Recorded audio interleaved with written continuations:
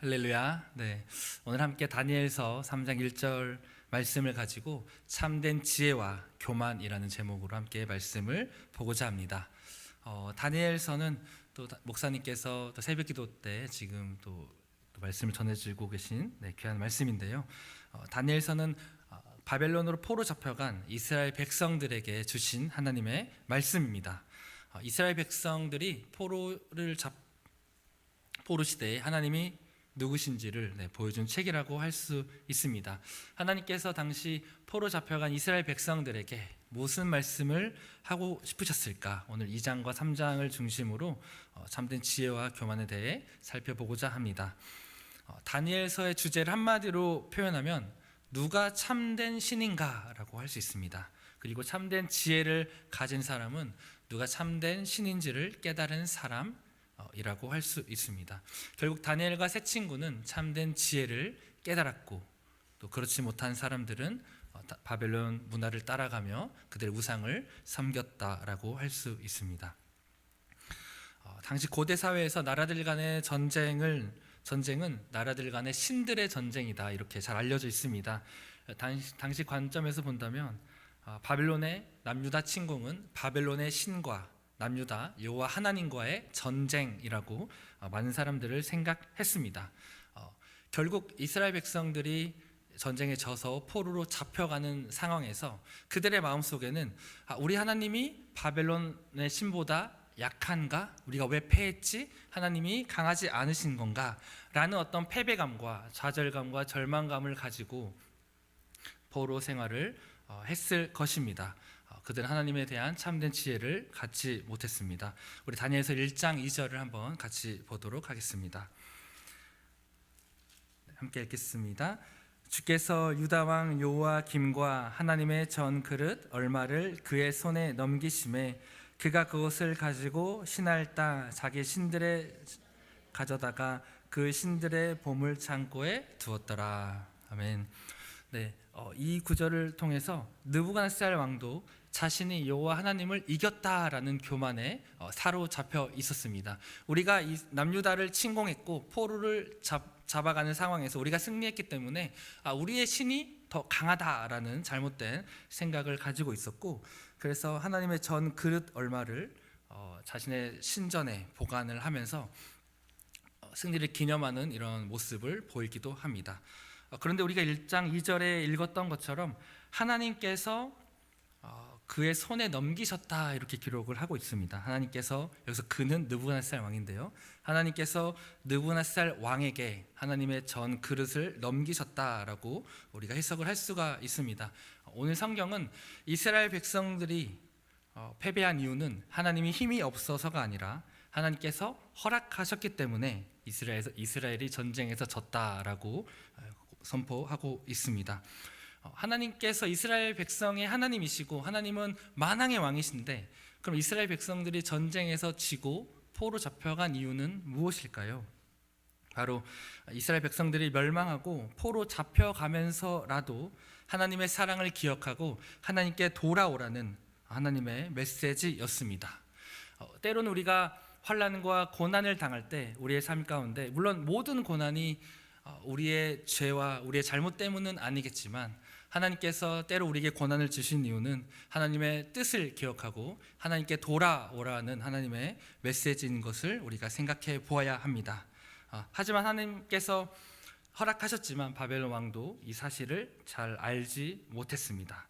오늘 2장 3장을 중심으로 함께 말씀을 볼 텐데요, 다니엘 2장에서 이제 느부갓네살 왕이 꿈을 꾸게 됩니다. 제가 2장 1절 한번 읽어보겠습니다. 느부갓네살이 다스린 지 2년이 되는 해에 느부갓네살이 꿈을 꾸고 그로 말미암아 마음이 번민하여 잠을 이루지 못한지라. 어느 날 느부갓네살 바벨론 왕이 꿈을 꾸게 되었고 아주 기이한 꿈을 꾸게 되었습니다. 그래서 이 왕이 꿈의 내용이 너무나 궁금해서 이 꿈의 내용을 알고 싶어서 당시에 네노라는 이 바벨론의 박사와 술객들을 불러서 자기 꿈의 내용을 이야기해주지 않고 내 꿈을 해석해라, 그렇지 않으면 다 처형하겠다, 이렇게 엄포를 내어놓았습니다. 그런데 누구도 이 왕에게 꿈의 내용을 해석할 자가 없었고 그래서 다니엘과 세 친구를 포함한 모든 지혜자들을 처형하라라는 느부갓네살 왕의 명령이 떨어졌습니다. 이때 다니엘과 세 친구가 하나님께 자비를 구했고 하나님께서 이 다니엘에게 이 꿈의 내용을 알려주셨습니다. 우리 꿈의 내용을 간단하게 한번 살펴보겠습니다. 다니엘서 2장 31절에서 35절입니다. 우리 같이 한번 보도록 하겠습니다. 31절입니다.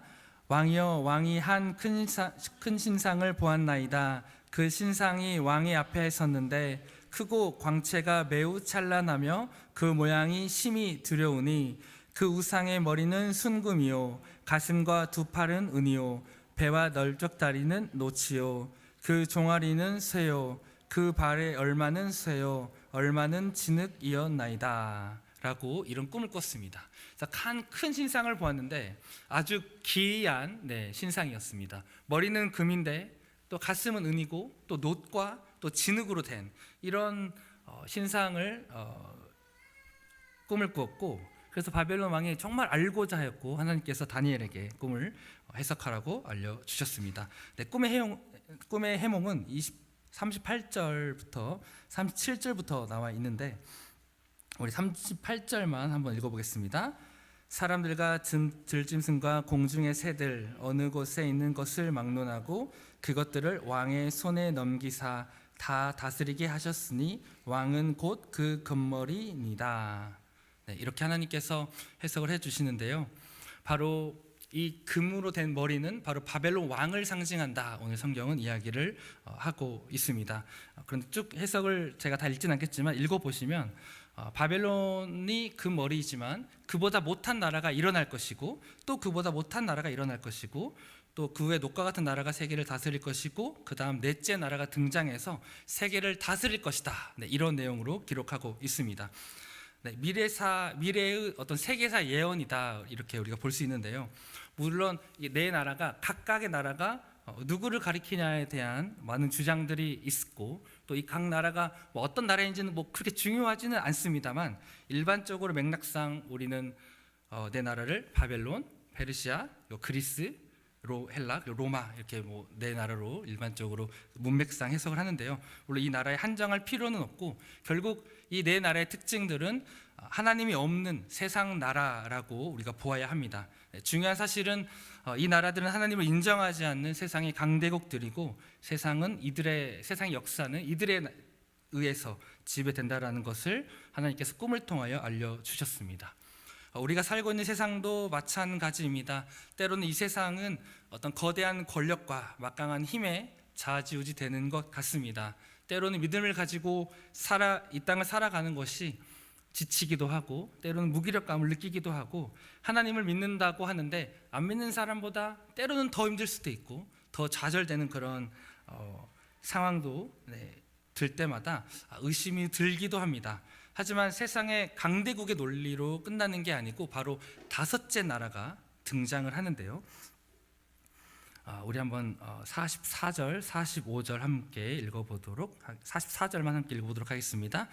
이 여러 왕들의 시대에 하늘의 하나님이 한 나라를 세우시리니 이것은 영원히 망하지도 아니할 것이요 그 국권이 다른 백성에게로 돌아가지도 아니할 것이요 도리어 이 모든 나라를 쳐서 멸망시키고 영원히 설 것이라. 다섯 번째 나라가 등장하는데요. 하나님께서 한 나라를 세우시겠다. 영원히 망하지도 아니하고 그 국권이 다른 백성에게 돌아가지도 아니하고 모든 나라를 쳐서 멸망시키고 영원히 설 것이다. 이 다섯 번째 나라를 이야기를 하고 있습니다. 제가 45절 또 읽어보겠습니다. 손대지 아니한 돌이 산에서 나와서 새와 놋과 진흙과 은과 금을 부서뜨릴 것을 왕께서 보신 것은 크신 하나님이 장래일을 왕께 알게 하신 것이라. 이 꿈은 참되고 이 해석은 확실하니이다 하니. 아멘. 그래서 이 큰 신상이 있었습니다. 기괴한 신상이 있었는데 갑자기 돌이 날아와서 이 신상을 부서뜨리게 되고 이 금속 부서뜨리게 됩니다. 이 돌은 사실 이 금과 은과 놋과 이런 것과 비교했을 때 이 돌은 가장 하찮은 아무런 힘이 없는 것 같이 보이지만 하나님께서 이 돌을 통해서 이 신상을 깨트리고 하나님의 나라를 세우실 것이다. 영원한 나라를 세우실 것이다 말씀하고 있습니다. 바로 예수 그리스도를 통하여 세워질 영원한 하나님의 나라인 줄로 믿습니다. 그래서 세상에 의해서, 사람에 의해서 만들어진 것들은 절대 안전하지도 않고 영원하지도 않고, 하나님께서 세우시는 그 나라, 우리는 예수 그리스도를 통해 도래하는 나라가 영원하며 우리의 소망을 그곳에 두어야 할 줄로 믿습니다. 네, 여러분, 이런 다니엘의 해석은 굉장히 담대한 것이었습니다. 우리가 38절에서 본 것처럼 왕은 곧 그 금머리이니라 라고 이야기를 하고 있습니다. 이 우상의 금머리는 바벨론 왕을 상징하는데, 다니엘의 이 해석은 결국 당신의 나라도 망할 것입니다. 당신의 나라도 임시적일 것이고, 그 나라도 망하고 다음 나라도 망하겠지만 하나님의 나라만이 영원히 설 것입니다. 이렇게 선포한 것입니다. 여러분, 그 당시 최강대국이었던 바벨론 왕 앞에서 당신의 나라는 망할 것입니다. 여러분, 얼마나 담대하게 다니엘이 외쳤겠습니까? 다니엘이 참된 지혜를 가졌기 때문에, 하나님의 영원한 나라를 볼 수 있었던 믿음의 눈이 있었기 때문에 이렇게 고백했는 줄로 믿습니다. 이 말씀이 당시 포로 잡혔던 유대인들에게 정말 큰 소망이 되었을 것입니다. 포로 잡힌 상황이 암울했었는데, 이게 끝이 아니었구나, 하나님께서 결국 우리를 해방시켜 주실 것이고 또 영원한 하나님의 나라를 세우실 것이구나, 이런 소망을 두었습니다. 사랑하는 성도 여러분, 우리에게도 이런 소망이 있기를 축원합니다. 아무리 세상이 강하고 세상의 문화와 또 권력과 또 어떤 물질적인 것들이 클지라도 우리는 그 세상을 바라보지 않고 영원한 하나님의 나라를 바라보는 줄로 믿습니다. 이런 다니엘의 해석을 들었을 때 바벨론 왕이 하나님을 찬양하는 아주 특별한 모습을 보이게 되는데요. 우리 47절과 48절 한번 같이 보도록 하겠습니다. 왕이 대답하여 다니엘에게 이르되, 너희 하나님은 참으로 모든 신들의 신이시요 모든 왕의 주제시로다. 내가 능히 이 은밀한 것을 나타내었으니 내 하나님은 또 은밀한 것을 나타내시는 이시로다. 왕이 이에 다니엘을 높여 귀한 선물을 많이 주며 그를 세워 바벨론 온 지방을 다스리게 하며 또 바벨론 모든 지혜자의 어른으로 삼았으며. 아멘. 여러분, 하나님은 당시 패전국의 신이 아니셨고 세상 역사를 주관하시는, 통치하시는 분이셨습니다. 더 나아가서 그 당시 아주 강대국이었던, 모든 세계를 제패했던 느부갓네살 왕의 마음을 바꾸어서 하나님을 찬양하게 하시는 분이십니다. 사랑하는 성도 여러분, 하나님은 온 세상을 통치하시는 분이십니다.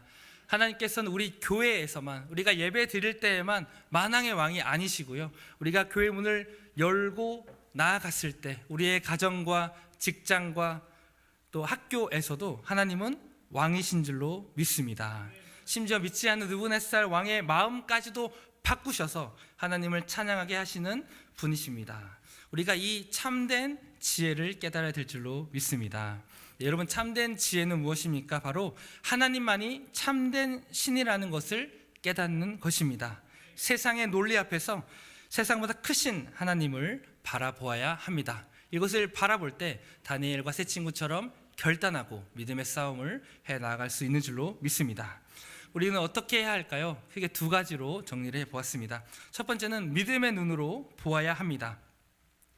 우리의 신앙은 믿음을 요구합니다. 우리 히브리서 11장 5절의 말씀 함께 보도록 하겠습니다. 네. 하나님이 그를 옮기심으로 다시 보이지 아니하였느니라. 그는 옮겨지기 전에 하나님을 기쁘시게 하는 자라 하는 증거를 받았느니라. 아멘. 네, 6절인데 제가 잘못 드린 것 같습니다. 제가 6절을 읽어보도록 하겠습니다. 네, 히브리서 11장 6절입니다. 믿음이 없이는 하나님을 기쁘시게 하지 못하나니 하나님께 나아가는 자는 반드시 그가 계신 것을 믿어야 된다. 네, 제가 전반부만 읽었는데요. 하나님께 나아가는 자는 반드시 그가 계시는 것을 믿어야 합니다. 우리가 교회에 나와서 예배하고 찬양하고 기도하고 또 삶의 자리 가운데 나아갈 때 하나님께서 계시는 것을 반드시 믿어야 할 줄로 믿습니다. 우리의 믿음의 눈이 열려야 우리는 온 세상을 다스리신 하나님을 온전히 바라볼 수 있습니다. 믿음의 눈이 열려야 다니엘과 세 친구처럼 세상의 논리에 타협하지 않고 담대하게 뜻을 정할 수 있습니다. 우리가 새벽에도 살펴보았지만 엘리사의 사환을 생각해 볼 때 아람 군대가 자신의 성을 에워쌌을 때 두려워했습니다. 이 사환의 눈에는 아람 군대밖에 보이지 않았기 때문입니다. 하지만 엘리사가 기도했을 때, 이 사환의 믿음의 눈이 열렸을 때 그제서야 아람 군대보다 더 크신 하나님의 군대를 바라볼 수 있었습니다. 우리의 삶 가운데서도 우리의 믿음의 눈이 열려야 우리의 가정과 학교와 또 직장에서 함께 하신 하나님을 보실 수 있고 강하고 담대하게 세상 가운데 승리하게 될 줄로 믿습니다. 이렇게 참된 지혜를 가졌던 다니엘과 세 친구는 승리가 보장된 안락한 삶이 보장된 삶을 버리고 뜻을 정하여 왕의 음식을 먹지 않고 결단할 수 있었습니다. 참된 지혜를 깨달았기 때문에 잠깐 이 삶에서 누리는 안락함과 복보다는 영원한 하나님의 나라를 바라보았기 때문입니다. 여러분의 삶의 자리에서 믿음이 필요한 상황은 무엇입니까? 여러분의 가정과 직장과 교회에서 내가 믿음을 지켜야 하는 순간은 언제이십니까? 다니엘과 세 친구처럼 하나님의 말씀을 붙들고 뜻을 정하여 믿음의 자리에서 기도하시는 여러분들 되시기를 축복합니다.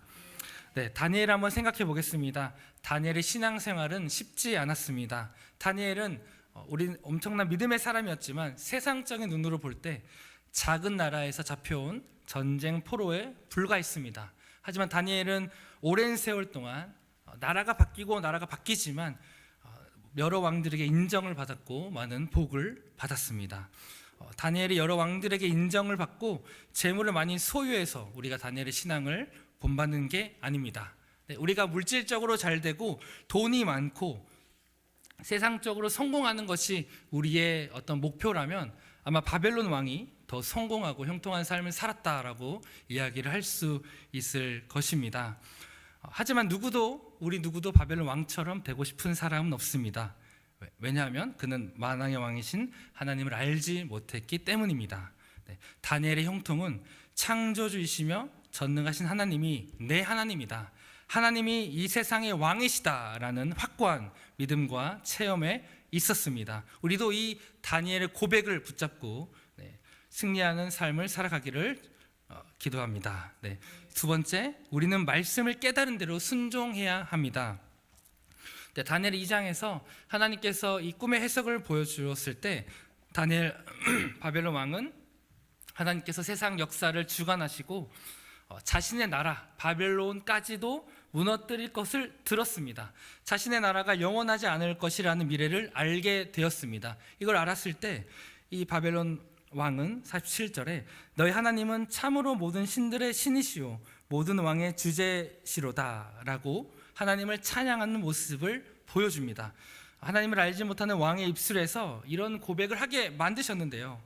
그렇지만 느부갓네살 왕이 이런 고백을 했다고 해서 믿음의 순종을 한 게 아니었다, 하나님을 삶의 주인으로 모시지 않았다라고 우리가 볼 수 있는데 바로 3장 1절에서 그것이 드러나게 됩니다. 우리 3장 1절 한 번 더 읽어보도록 하겠습니다. 느부갓네살 왕이 금으로 신상을 만들었으니 높이는 60규빗이요 너비는 6규빗이라 두라 평지에 세웠더라. 아멘. 3장 1절에 보면 느부갓네살 왕이 온통 머리부터 발끝까지 금으로 된 금 신상을 만들었습니다. 여러분 왜 만들었다고 생각하십니까? 우리 2장 38절에 보면 왕은 곧 그 금머리이다 라고 다니엘이 해석하였습니다. 기괴한 우상의 머리가 금머리, 바벨론 왕을 상징하고 있었는데요. 바로 금은 바벨론 나라를 상징하는데 이 모든 해석을 들었던 느부갓네살 왕은 머리부터 발끝까지 금으로 된 신상을 만들었습니다. 자신이 금머리이기 때문에 머리부터 발끝까지 다 금으로 만든다면 이 나라는 영원히 망하지 않을 것이다 라는 잘못된 믿음과 교만한 마음을 가지고 있었기 때문입니다. 이 나라가 금과 은과 놋과 또 다양한 것들로 구성이 되어 있는데 머리부터 발끝까지 금으로 만들면 이 바벨론은 영원히 망하지 않을 것이다 라고 생각을 했습니다. 즉 이 금신상을 만들었다라는 것은 다니엘의 해석이 틀렸다라는 것이며 내 나라는 영원할 것이다라는 교만의 표현이었습니다. 하나님께서 미래를 보여주시고 너의 나라도 망할 테니 영원하지 않을 테니 하나님께 예배하고 하나님께 겸손하게 나아와라 라고 하나님께서 이 해석을 주셨지만 하나님과 말씀과 다르게 하나님의 말씀 가운데 순종하지 않는 모습을 보였습니다. 아마 이렇게 생각했을 것입니다. 하나님, 해석이 참 신기하고 놀랐습니다. 참 은혜가 되는 말씀입니다. 그런데 제 생각에는 금나라는 망하지 않을 것 같습니다. 그 말씀대로 순종하기 싫습니다. 나만의 방식으로 머리부터 발끝까지 금으로 된 신상을 만들어서 이 바벨론 나라를 유지해 나가겠습니다 라는 불순종을 한 것입니다. 이렇게 불순종을 한 느부갓네살 왕이 사장에 가면 이제 사람에게 쫓기고 짐승에게 오랜 고된 방황의 시간을 보내며 하나님의 주권 앞에 무릎을 꿇는 왕의 모습을 볼 수가 있습니다. 느부갓네살 왕은 하나님의 말씀과 반하여 자신의 힘으로 자신의 왕국을 영원히 만들려고 했습니다. 자신의 능력을 과신하며 교만했습니다. 우리의 삶은 어떠합니까? 우리도 때로는 내가 쌓아놓은 성공이, 내가 만든 안전이, 내 계획은 절대 무너지지 않을 것이다 라고 생각하며 교만할 때가 있습니다. 이 정도 벌었으면, 이 정도로 세상에서 인정을 받고 가졌으면 만족하고 안전하다라고 생각할 수 있습니다. 우리의 마음속에 하나님의 말씀이 아닌 내가 만들고 있는 금신상이 있지는 않는지 이 시간 한번 돌아보시는 시간 되시면 좋겠습니다. 여러분의 지식이 쌓아놓은 부와 명예가 하나님의 뜻보다 더 완벽하다고 생각하며 의지하고 있지는 않습니까? 사랑하는 성도 여러분, 인간의 힘으로 영원한 것은 없습니다. 오직 하나님의 나라만이 영원합니다. 하나님만이 우리 인생의 주인이시며 참된 왕이십니다. 또 한 가지 더 생각해 보아야 될 것은 느부갓네살 왕이 하나님의 말씀을 들었지만 자기의 기준을 가지고 이 말씀을 난도질했던 것처럼 우리 또한 하나님의 말씀을 들을 때 내 어떠한 기준으로 하나님의 말씀을 걸러 듣고 있지는 않는지 한번 돌아보기를 원합니다. 하나님의 말씀을 알면서도 순종하지 않고 내 방법을 고집했던 경험이 있지는 않는지 돌아봐야 될 것입니다. 우리의 신앙의 연수가 자라날수록 믿음이 있는 것처럼 생각이 됩니다. 저도 이렇게 신학을 공부하고 또 사역하고 또 신앙생활하면서 때로는 괜찮은 것 같다, 믿음이 있는 것 같고 하나님을 잘 섬기는 것 같다라는 착각과 교만을 할 때가 많은 것 같습니다. 그런데 이 말씀을 살아내는 것은 정말 쉽지 않습니다. 머리로 들을 때는 말씀이 이해가 되고 그렇지 하는데 이렇게 살아내려고 한다면 할 때마다 어려움을 느낍니다. 예를 들어 하나님께서 원수를 사랑하고 용서하라 말씀을 우리에게 하십니다. 그런데 우리의 마음에는 하나님, 저 사람만큼은 내가 용서하거나 사랑할 수 없습니다. 하나님, 볼 때마다 화가 나는데 어떻게 사랑할 수 있겠습니까? 이번만 눈 감아주시고 다른 거 잘할 테니까 제가 이거는 할 수 없습니다. 이렇게 우리가 하나님과 논쟁을 하거나 불순종을 할 때가 있는 것 같습니다. 더 넓게는 하나님께서 우리의 삶의 주인이시지만 내 삶에 나보다 나를 더 잘 아시는 분이 하나님이시지만 하나님은 그것은 좀 아닌 것 같습니다 라고 고백하며 내 힘으로 살아가려고 했던 삶의 모습들도 있습니다. 신앙이 가장 중요하지만 우리가 하나님의 뜻을 순종하는 것이 더 중요하다라고 이 시간 말씀드립니다. 느부갓네살 왕이 자신의 왕국을 영원히 유지했던 것처럼 우리가 우리의 삶을 내 힘으로 살아가려고 했던 것들을 이 시간에 우리가 돌아보며 하나님, 내 인생의 주인은 하나님이십니다 라고 인정하고 우리의 삶의 우선순위를 재조정해야 할 것입니다. 참된 지혜를 갖고 있지 않으면 하나님 앞에서 교만할 수밖에 없습니다. 저는 두 가지 교만이 있다라고 말씀을 드립니다. 첫 번째 부류는 세상적인 부와 명예를 가지고 있어서 많은 업적들을 이루어 놓았기 때문에 하나님이 없어도 된다라고 생각하는 교만입니다. 하나님이 있으면 좋은데 하나님이 복을 주시면 좋지만 없으면 없어도 괜찮아라고 생각하며 하나님을 떠나는 교만이다라고 할 수가 있습니다. 두 번째 부류의 교만은 인생의 어려움과 삶의 무게에 짓눌러서 세상의 눈으로 자신을 바라보며 나는 실패하고 나는 가진 게 없어서 나는 망했어 라고 고백하며 불평하는 삶이라고 할 수가 있습니다. 어느 쪽이든지 영원하신 하나님의 능력을 바라보지 못하고 하나님의 은혜를 소망하지 못하는, 참된 지혜를 소유하지 못하는 모습을 볼 수가 있습니다. 한 가지 더 생각해 볼 것은, 여러분, 느부갓네살 왕이 꿈의 해석을 들었을 때 하나님을 찬양하였습니다. 하나님의 이름을 높여 드렸습니다. 만약에 이 사람이 하나님을 모르는 사람이었다면, 하나님을 찬양하지 않는 사람이었다면 그렇다고 할 수 있는데, 우리는 하나님을 고백하고 하나님을 찬양하면서도 머리로는 하나님을 인정하면서도 우리의 삶을 여전히 내가 이루어 보려고 하고 있지는 않은지도 생각해 보아야 할 것입니다. 사랑하는 성도 여러분, 우리는 우리가 어떠한 존재인지를 분명하게 보아야 합니다. 우리는 하나님의 도움이 없이는 아무런 소망이 없는 잠깐 있다가 없어질 안개 같은 인생임을 기억하여야 합니다. 아무리 바벨론 왕이 금으로 머리부터 발끝까지 된 신상을 세웠다고 해도 그 나라가 영원하지 않는 것처럼 우리의 힘으로 내가 하려고 했던, 내 힘으로 이루려고 했던 모든 것들은 무너지게 될 것이고 영원하지 않을 것임을 깨달아야 합니다. 우리는 이것을 깨달을 때 영원하신 하나님 앞에 겸손히 나아가고 그분만을 의지할 수 있게 되는 것입니다. 이 시간 말씀을 정리하고자 합니다. 오늘 본문을 통해서 하나님께서는 온 세상을 통치하시고 지금도 함께 하시는 분이심을 보았습니다. 교회에서만 하나님은 왕이 아니시고 교회 밖에서도, 우리의 삶의 자리에서도 하나님은 참 신이시고 유일한 신이신 줄로 믿습니다. 여러분의 삶 가운데 이 참된 지혜를 가지시기를 원합니다. 참된 지혜, 하나님만이 참된 분이시고 참된 왕이시다라는 사실을 기억하시며 한 주 동안 살아가시기를, 믿음의 결단을 하시기를 주님의 이름으로 축복합니다.